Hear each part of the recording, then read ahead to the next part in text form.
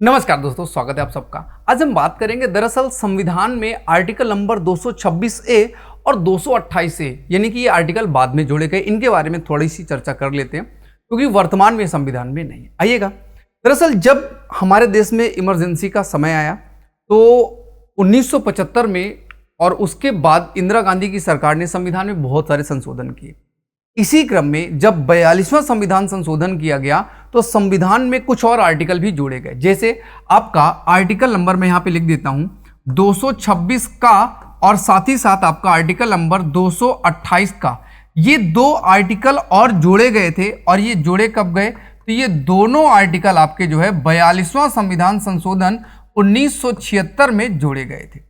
तात्कालिक रूप से इसमें था क्या कि अपने अपने क्षेत्र में, जैसे 226 आपका रिट से संबंधित है तो उसी में बाकी को और पावर दे दी गई कि हाईकोर्ट के अलावा भी और हाईकोर्ट के रिट को विधानमंडल रोक सकता है, या पूरी पावर कहीं ना कहीं केंद्र सरकार के पास चली गई। कोर्ट को भी थोड़ा सा कमजोर किया गया।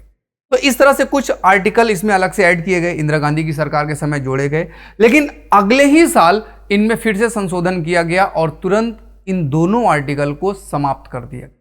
अर्थात आर्टिकल नंबर 226 का और 228 का दोनों आर्टिकल को 43वें संविधान संशोधन के द्वारा साल 1977 में क्या कर दिया गया? निरसन कर दिया गया। निरसन का मतलब होता है समाप्त कर दिया गया या हटा दिया गया। तो आज वर्तमान में दोनों हमारे संविधान में आर्टिकल नहीं है।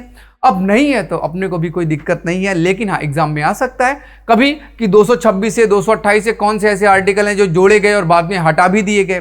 तो याद रखेंगे ये दोनों आर्टिकल बाद में जोड़े गए और अगले ही साल 1977 में इनको हटा दिया गया। तो चलिएगा, फिर से मुलाकात करेंगे आगे कुछ नई रोचक जानकारी के साथ।